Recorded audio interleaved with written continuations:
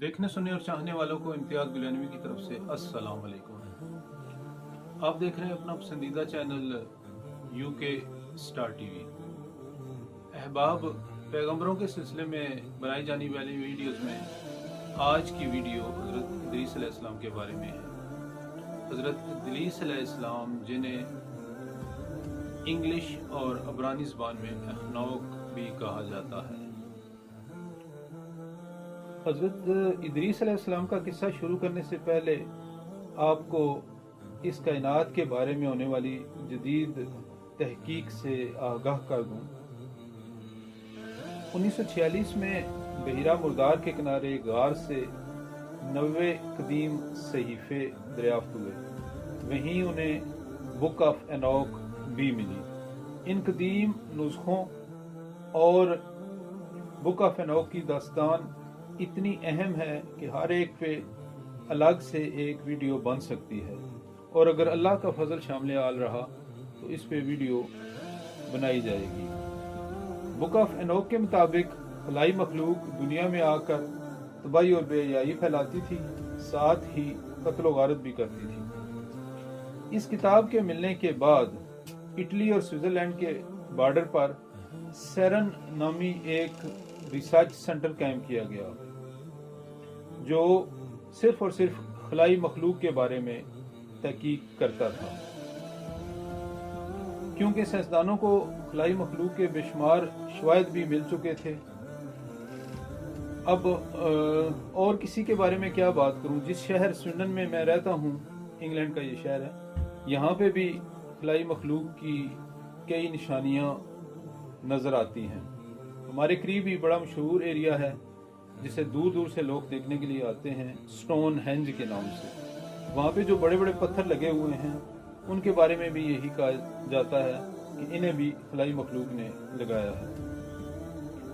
अब कुछ अर्सा पहले एक दूरबीन जेम्स वेब जो खला में भेजी गई, इसमें 30 ज़बानों में एक पैगाम रिकॉर्ड कराया गया जिसमें खलाई मखलूक को मुखातिब करके उन्हें हेलो आए अस्सलाम दुआ की गई थी। इससे पहले सरन वालों ने दुनिया के तमाम बड़े मज़ाहिब के आलम लोगों को बुला के उनसे पूछा कि आपके नज़दीक या आपके मज़हब के मुताबिक अगर खलाई मखलूक इस दुनिया में आ जाए तो उसका मुकाबला किस तरह से किया जाए। आप सोच रहे होंगे कि किस्सा हज़रत इदरीस अलैहिस्सलाम का था और उसमें ये बातें चेमैनीदार। असल में हज़रत इदरीस अलैहिस्सलाम वो पहले शख्स थे जिन्होंने मुख्तलिफ पोर्टल के जरिए आसमानों का सफ़र किया, और उन्होंने ही हज़रत ज़ुल्करनैन के साथ मिलकर आसमानी पोर्टल बंद कर दिए थे ताकि खलाई मखलूक, जिसे कुरान ने याजूज माजूज का नाम दिया है, वो दुनिया में ना आ सकें। इसकी तफसील बड़ी लंबी है और वीडियो अपने टाइम और वक्त से बहुत दूर निकल जाएगी। इस वजह से मुख्तसरन हज़रत इदरीस अलैहिस्सलाम के बारे में अर्ज़ है कि वो पहले शख्स थे जिन्होंने कलम के साथ लिखना शुरू किया।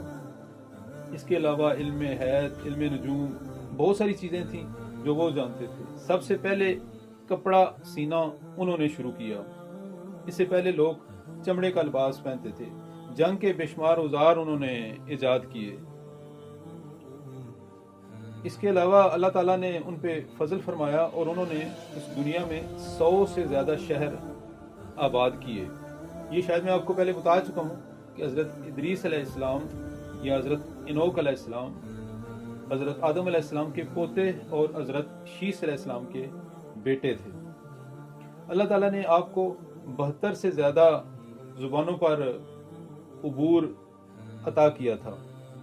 औलादे काबील जो शैतान की पैरोकार होकर अच्छी खासी मजबूत हो चुकी थी, आपने पहले उन्हें दावत व तबलीग दी, लेकिन जब वो ईमान ना लाए तो आपने उनके खिलाफ एक बाकायदा घोड़ा सवार और पैदल लश्कर तैयार करके उनसे जंग की और उन्हें शिकस्त फाश दी, और सिर्फ उन लोगों को जिंदा रहने दिया जिन्होंने दीन इस्लाम कबूल किया।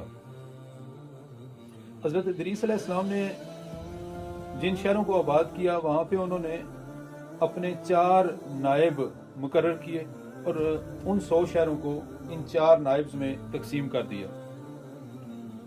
ये 4 बंदे ऐसे थे کہ ان میں بے شمار خوبیاں پائی جاتی تھیں اور ان بندوں کو ہزارہا امتحانات کے بعد منتخب کیا گیا تھا۔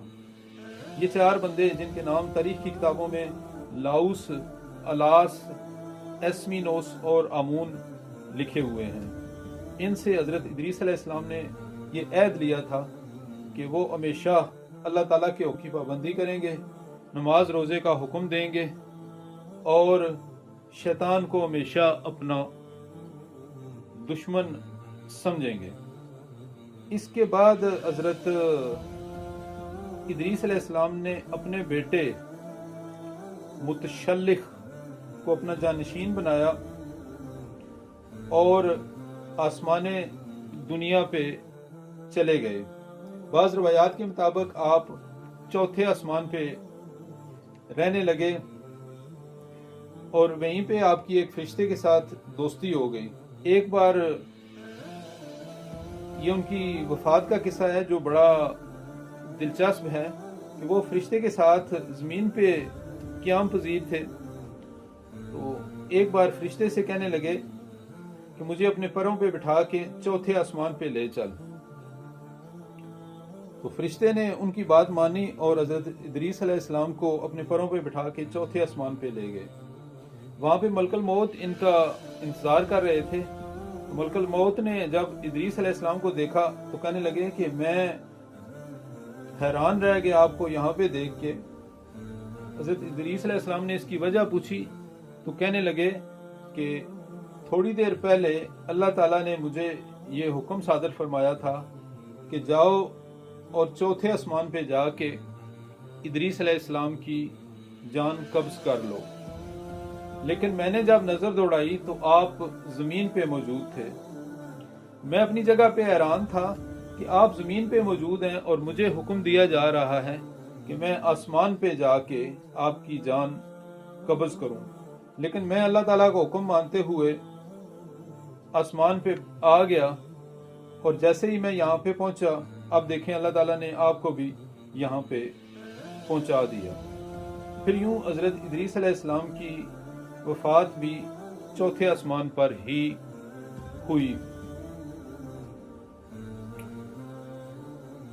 اللہ تعالیٰ مجھے اور آپ کو دین اسلام کو سمجھنے کی توفیق عطا فرمائے، اور یہ جو قصے بیان کیے جاتے ہیں یہ کوئی داستان گوئی نہیں ہے یا کوئی چسکا نہیں ہے زبان کا یا مزہ لینے کے لیے نہیں۔ بیان کرنے کا مقصد یہی ہوتا ہے کہ انسان اپنی تخلیق کو سمجھے کہ اللہ تعالیٰ نے اسے یوں ہی پیدا نہیں کیا، اور دوسری اور اہم بات یہ ہے کہ یہ جان لے کہ شیطان ہمارا کھلا دشمن ہے اور وہ ہر وقت ہر لمحے انسان کے ساتھ لگا ہوا ہے اور اسے اللہ تعالیٰ کی راہ سے بھٹکانے کی کوشش کر رہا ہے۔ دعا ہے کہ اللہ تعالیٰ میرے لیے اور آپ کے لیے آسانیاں پیدا کرے۔ اپنا بہت زیادہ خیال رکھیے گا۔ انشاءاللہ کسی اور ویڈیو میں بہت جلد آپ سے ملاقات ہوگی۔ السلام علیکم۔